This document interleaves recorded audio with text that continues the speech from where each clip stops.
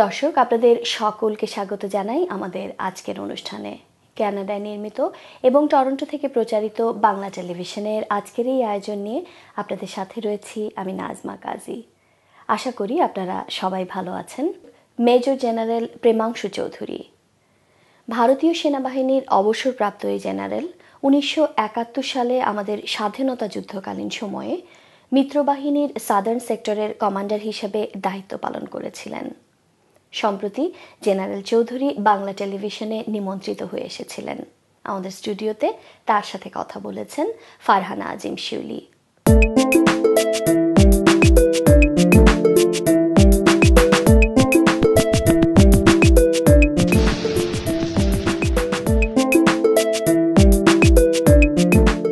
দর্শক, আপনারা জানেন 1971-এ আমাদের মুক্তিযুদ্ধের চূড়ান্ত পর্যায়ে বাংলাদেশের মুক্তিবাহিনী ও ভারতীয় সেনাবাহিনীর সমন্বয়ে গড়ে ওঠা মিত্রবাহিনী কাঁধে কাঁধ মিলিয়ে এবং যুগপৎ যুদ্ধ করে বিজয় ছিনিয়ে এনেছিল।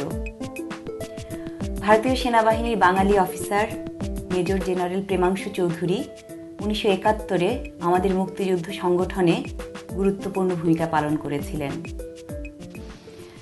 মেজর জেনারেল অবসরপ্রাপ্ত প্রেমাংশু চৌধুরী আজ এসেছেন আমাদের স্টুডিওতে। তার স্মৃতি থেকে শুনবো আমাদের মুক্তিযুদ্ধের সেই বিজয় গাথা। মেজর জেনারেল প্রেমাংশু চৌধুরী, আপনাকে স্বাগত জানাই আমাদের বাংলা টেলিভিশন স্টুডিওতে। কেমন আছেন আপনি? ভালো, থ্যাংক ইউ পাপানা। It's a great pleasure and matter of pride for me to speak to you because you hail from the land which I loved with all my heart in my childhood days. I was born there, as I told you. হ্যাঁ, আমি আসছিলাম সেই কথায়। General Chowdhury, আপনার তো পূর্বপুরুষেরা থাকতেন বাংলাদেশের কুমিল্লা জেলায়, এবং আপনার জন্ম বরিশালে যতদূর জেনেছি। আপনি এসএসসি পাস করেছেন বরিশাল জেলা স্কুল থেকে, তারপর কলকাতায় পড়াশোনা, সেখান থেকে কলেজে পড়া এবং তারপরে স্নাতক, তারপর সেনাবাহিনীতে যোগদান, ভারতীয় সেনাবাহিনীতে। তো দীর্ঘ পথ পরিক্রমায় আপনি সমৃদ্ধ একজন মানুষ। জানতে চাইব আপনার বাংলাদেশে ফেলে আসা সেই শৈশব কৈশোরের কোনো স্মৃতিকে আপনাকে তাড়িয়ে বেড়ায় বা আপনার মধ্যে প্রভাব পড়েছে কি সেই সময়কার কোনো ঘটনা বা স্মৃতি একটু যদি শেয়ার করতেন আমাদের দর্শকদের সাথে। শুরুতে আমি বলবো আমার জন্মস্থান কথা। I think বরিশাল খুব সুন্দর জায়গা, অ্যান্ড সোনার বাংলা একটা বিশেষ অংশ আমার। And I shall never forget how I grew up in that place with friends, neighbors, lots of friends which my parents had. My father was there, he was posted there, and he was a treasury officer there. But we come from, originally we, of course, আমাদের আদিপুরুষ সব তেতাভূমি নামে গ্রাম কুমিল্লা জেলায়, সেখানে আমাদের জমিদারি, আমরা লোহগড়ের Chowdhury. And তো but I grow up in Barisal. আর শুধু তেতাভূমি যেতাম বছরে দুবার, গরমের ছুটিতে আর পুজোর ছুটিতে। But the school days, if I may mention, I had some of the finest friends from all communities. এরকম সুন্দর পরিস্থিতি জীবনে এখনো বোধহয় দেখা যায় না আজকাল। The friendship, the complete integration of students with their teachers in the pursuit of education. I think আমার মনে আছে হেডমাস্টার ছিলেন দ্বিজেন সেন, স্কুল মাস্টার যারা ছিলেন, মাই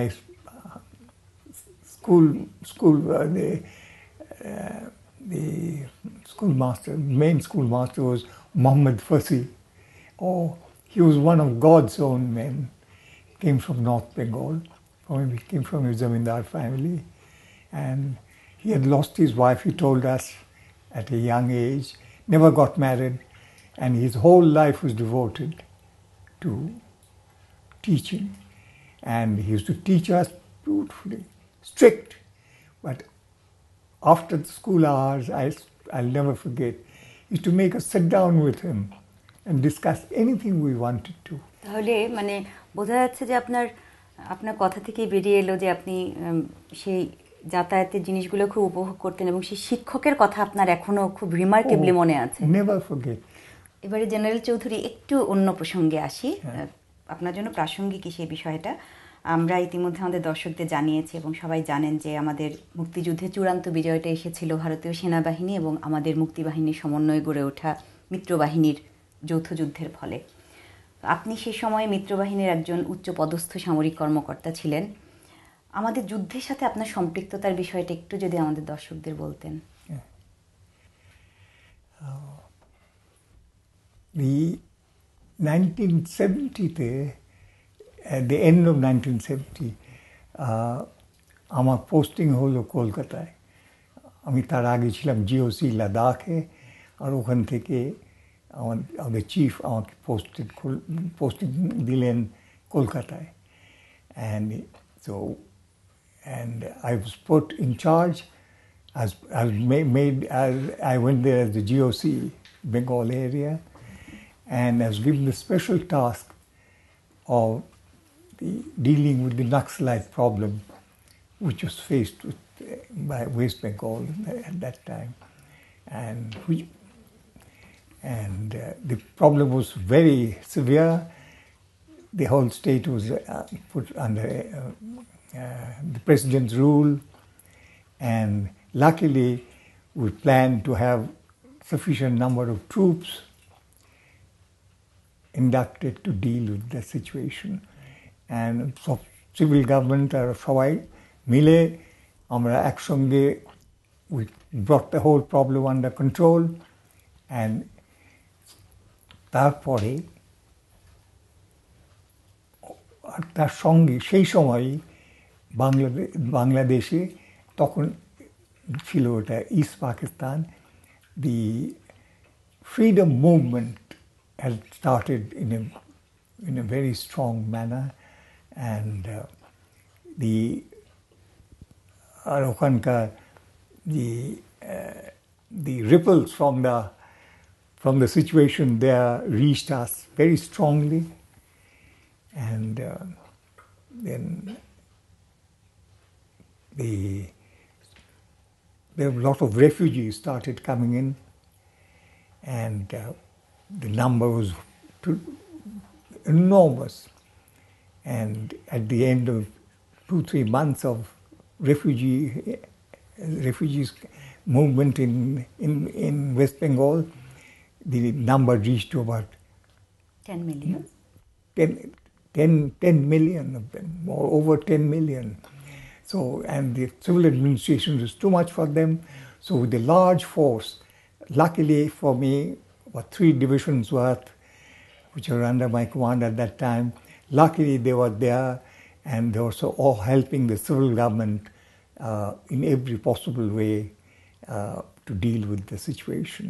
আমরা যতদূর জেনেছি যে আপনি আমাদের যে দক্ষিণবঙ্গ সাতক্ষীরা সংলগ্ন এলাকায় আপনার ট্রুপস নিয়ে আপনি গিয়েছিলেন, একটু যদি অনুভূতিটা শেয়ার করতেন যে তখন আপনি মুক্তিযোদ্ধাদের খুব কাছ থেকে দেখেছেন, বাঙালিদেরকে দেখেছেন, এবং আপনি যখন ঢুকলেন কি প্রতিক্রিয়া কেমন ছিল একটু যদি বলতেন। সবচেয়ে প্রথম কথা হচ্ছে আমরা ছিলাম, we were in helping, assisting the great movement. Yes. Which was going on in East Pakistan at that time.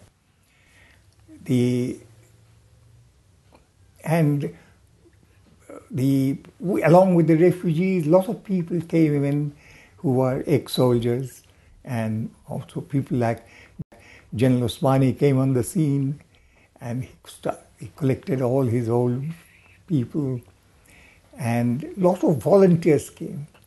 Tara eschhilen.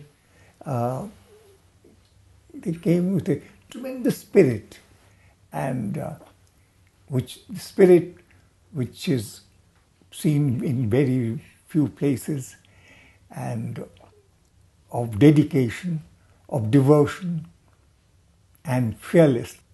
আপনার কাছ থেকে গল্পে জানতে পেরেছি যে ওরা আপনাকে দেখে প্রথম কিরকম করে অনুভূতি জানিয়েছিল আপনি যখন প্রথমে গেলেন মিত্রবাহিনীর আপনার বাহিনী নিয়ে, একটু যদি বলতেন। ওদের সঙ্গে আমরা যখন ছিলাম, I give you the example, সাতক্ষীরায় আমি ইনচার্জ ছিলাম সাদার্ন সেক্টরে, যদিও আমার main role was the administrative support for the whole operation, for the 150,000 troops which are deployed, for the movement, for the concentration at the right places. মানে আপনি তো and GOC various other ছিলেন things. পদাধিকার But বলে। also as responsible for the southern sector, Khulna, Satkira, Borishal, Sundarban, ultimately Chittagong. আর তখন সাতক্ষীরার একবার হলো আমি ওখানকার there was a Gorkha battalion of mine, ওখানে ওরা লড়াই করছিলেন. So I went and saw them in the morning. Early in the morning I got up. When we reached there, we found that the commanding officer told me, I think the Pakistan troops have started withdrawing because there are very few of them left. And in the meantime, we saw right from right and left, literally hundreds of people led by some of the Mukti Bahini troops. And they were so fantastic spirit. I've never seen anything like this in my life. And with the Mukti Bahini and the hundreds from all sides, and they're coming from both sides, and the leader of them came to me, and he said, "We are thrilled, that you are here. We want to tell you that we have seen off most of them, but there's still some more. Let's all go there." And the other people who are following them, they're villagers, town people and all that, but each of them had in his hand a stick or a spear or a sword or a dao. And the fire in their eyes, or to see all that, the displayed, the spirit that moved the whole people. এবং আপনি বোধহয় আবেগাক্রান্ত হয়ে পড়েছিলেন খানিকটা। And they were so happy with us. They put us on their shoulders. It brought tears in our eyes. And we all walked in through minefields, incidentally. And we found that luckily we didn't step on one. And this engineer detachment we had in the battalion, we quickly came, cleared the mines. We walked across to the town. And all the town people came. Wow. And we caught a few Pakistani soldiers. The others all had run. মানে আপনি যেটা বলছেন যে পাকিস্তানের যে চলে গেল, ওদের যে মনোবলের ব্যাপারটা যেটা অনেক বেশি চাঙ্গা হয়েছিল আপনাদের উপস্থিতিতে, আসলে এসব তো আমাদের বইয়ে পড়া, আজকে সামনাসামনি শুনতে পেরে অনেক উদ্বেলিত বোধ করছি। এবারে আবার একটু চলে আসি সেই বাংলাদেশ, বঙ্গবন্ধু, সেই যুদ্ধ। বঙ্গবন্ধু শেখ মুজিবুর রহমানের আপনি ঠিক সহপাঠী না, কিন্তু আপনার কলকাতায় একই সঙ্গে পড়াশোনা করেছেন। আপনি সেন্ট জেভিয়ার্সে, বঙ্গবন্ধু ইসলামিয়া কলেজে। তো ছাত্রাবস্থা থেকেই চেনেন আপনি, চিনতেন। আমাদের দর্শকদের যদি একটু বলতেন আপনাদের পরিচয়ের সূত্রটা একটু আনুষ্ঠানিকভাবে, এবং আপনাদের পরিচয়ের বিস্তৃতি, আপনি কতদূর তাকে চিনতেন, কিভাবে চিনতেন? আমি কিছু খুব it was quite by accident. I think, during meeting him, first time was in one of the debates. On the debate, debating was quite popular those days amongst colleges and literary seminars. And so during one of those, I met him. And so I think straight away, even at that age, I could see the tremendous personality he had. That it was, and the way he spoke, and he was most articulate, and he had a very forceful way of speaking. And we all who came to know him, and we all said that he's going places, and he'll be a great man, I think, one day.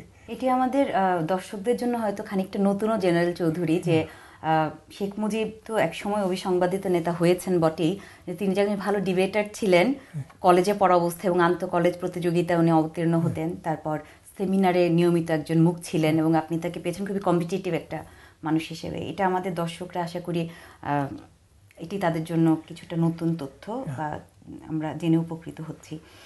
এবারে আর আপনি যে কথাটা বললেন যে লিডারশিপের যে বিষয়টা তখনই ফোর্সি করা গেছিল, সে স্পার্কটা ছিল তার মধ্যে, না হয় অত বড় নেতা কেমন করে হন। এবারে আরেকটু সাম্প্রতিক একটা প্রসঙ্গে চলে আসি, সেটি হচ্ছে যে 1971-এ মিত্রবাহিনীর একজন পদস্থ কর্মকর্তা হিসেবে আপনি আমাদের স্বাধীনতা যুদ্ধে অংশ নিয়েছেন। 1971-এ পাকিস্তানি সামরিক জান্তার পক্ষে যে সমস্ত বাঙালি লুটতরাজ, ধর্ষণ, অগ্নিসংযোগ এবং গণহত্যার মতো মানবতা বিরোধী অপরাধ করেছিল, সেই সমস্ত মানবতা বিরোধী অপরাধীদেরকে আইনের আওতায় আনা হয়েছে, তাদের বিচার চলছে। এই বিচারের বিষয়টা কতটুকু অনিবার্য বা কতটুকু যৌক্তিক বা কতটুকু প্রয়োজন একজন যুদ্ধে অংশগ্রহণকারী সমর ব্যক্তি হিসেবে আপনি যদি একটু বলতেন। এই বিষয়ে আমি বলতে চাই কি, আজকালকার যুদ্ধে যা কিছু হয়, the media is so strong and that every little thing is publicized. In the old days, probably they were not. That's number one. Number two, কি আজকাল যে যুদ্ধে অনেক কিছু হয়, তা আগেও হয়তো হতো, কিন্তু সেগুলো এখন সব জেনারেল পাবলিকের নজরে এসে যায়। যখন শেষ হলো ওয়ার্ল্ড ওয়ার II, তখন আপনারা জানেন কি নুরেমবার্গ ট্রায়াল শুরু হলো, আর ওখানে large number of people from German arm forces and civilians also connected with that war, they were tried and dealt with. Tokyo trial was the same with the Japanese, and in various other places, the war crimes trial, Europe, the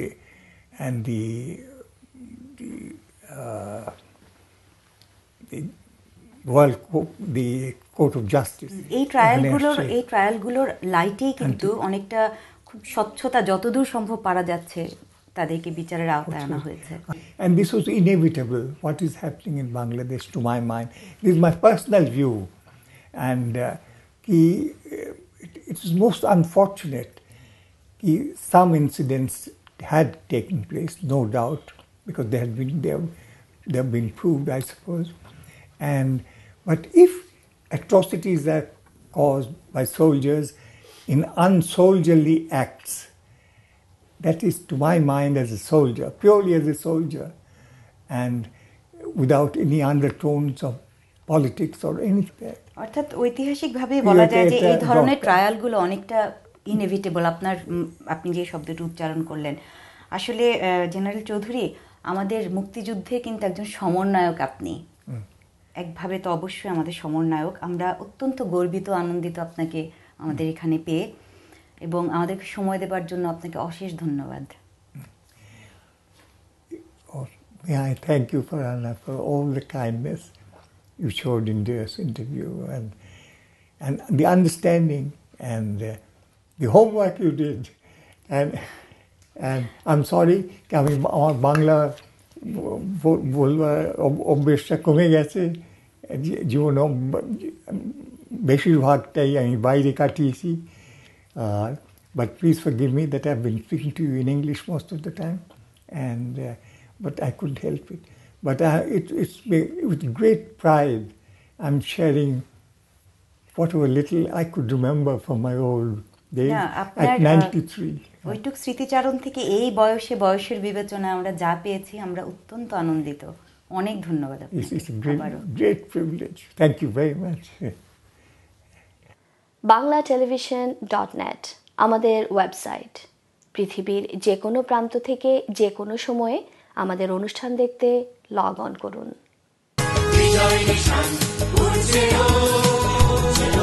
জাগরণের গান ও কবিতা 2013।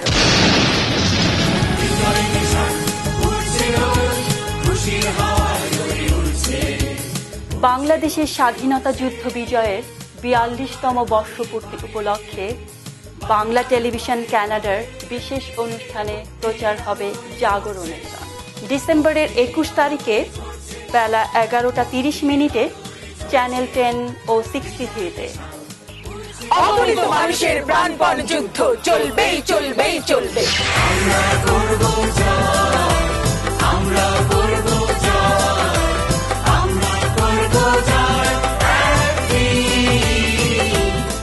আজ সৃষ্টি সুখের উল্লাসে মোর মুখ হাসে, মোর চোখ হাসে, মোর কাব্য গিয়ে খুন হাসে। আজ সৃষ্টি সুখের উল্লাসে। বাংলা টিভির দর্শকদের জন্য জাগরণের গানগুলির সঙ্গীতায়োজন ও সার্বিক ব্যবস্থাপনা করেছেন মাসুদুল ইসলাম চুচুর। টরন্টোর বিভিন্ন মনোমুগ্ধকর লোকেশনে সম্প্রতি গানগুলোর ভিডিও চিত্র ধারণও সম্পন্ন হয়েছে। বিশেষ এই অনুষ্ঠানটি দেখতে টেলিভিশনের পর্দায় চোখ রাখুন। ডিসেম্বরের ২১ তারিখে রজার্স কেবলের চ্যানেল 10 ও 63-তে বেলা ১১:৩০।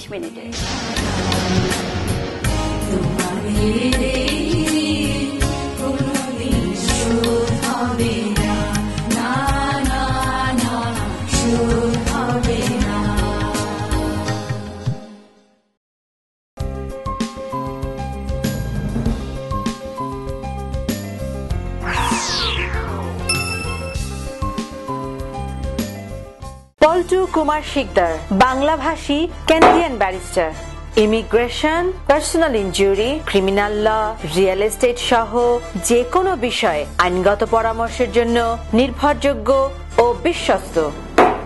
বাংলা মিডিয়া, বাংলা বই, পত্রিকা, গানের সিডি, নাটক ও সিনেমার বিপুল সমাহার। ড্যানফোর্থ ও ভিক্টোরিয়া পার্ক এলাকায় বাংলা মিডিয়ায় সাদর আমন্ত্রণ। 3000 ড্যানফোর্থ অ্যাভিনিউ, টরন্টো। আমি বাসানীয় ঘোষ, পার্সোনাল ইনজুরি লয়ার। দুর্ঘটনার পর আপনার মেডিকেল, ইনকাম লস ও অন্যান্য বেনিফিটের জন্য লড়াই করা আমার দায়িত্ব। মামলা নিষ্পত্তি না হওয়া পর্যন্ত আমি কোনো ফি নিই না। একটি স্বপ্নীল বাড়ি, একটি লাভজনক ব্যবসা, একটি নির্ঝঞ্ঝাট কন্ডোমিনিয়াম। আপনার এমন সব স্বপ্ন পূরণে অভিজ্ঞ রিয়েল এস্টেট এজেন্ট শাহজাদ একটি বিশ্বস্ত নাম।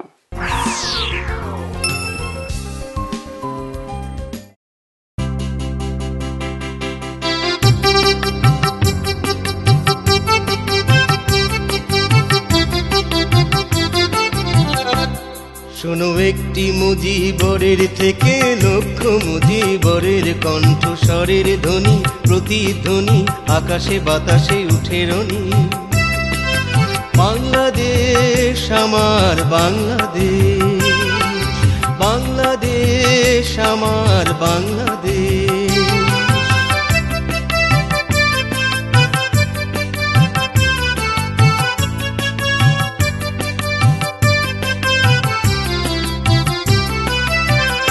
সেই সবুজের বুক চেরা মেঠো পথে আবার যে ফিরে যাব আমার, হারানো বাংলাকে আবার তো ফিরে পাবো। শিল্পে কাব্যে কোথায় আছে হায় রে এমন সোনার খনি।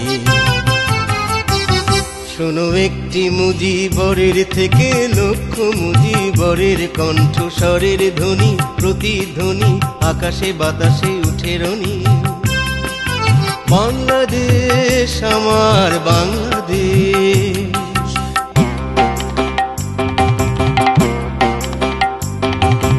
বিশ্বকবির সোনার বাংলা, নজরুলের বাংলাদেশ, জীবনানন্দের রূপসী বাংলা, রূপের যে তার নেই শেষ বাংলাদেশ। বিশ্বকবির সোনার বাংলা, নজরুলের বাংলাদেশ, জীবনানন্দের রূপসী বাংলা, রূপের যে তার নেই শেষ বাংলাদেশ। জয় বাংলা বলতে মনে রে আমার এখনো কেন ভাবো আমার, হারানো বাংলাকে আবার তো ফিরে পাবো। অন্ধকারে পূব আকাশে উঠবে আবার দিনমণি। শোনো একটি মুজিবরের থেকে লক্ষ মুজিবরের কণ্ঠস্বরের ধ্বনি, প্রতিধ্বনি আকাশে বাতাসে উঠে রনি। বাংলাদেশ আমার বাংলাদেশ, বাংলাদেশ আমার বাংলাদেশ।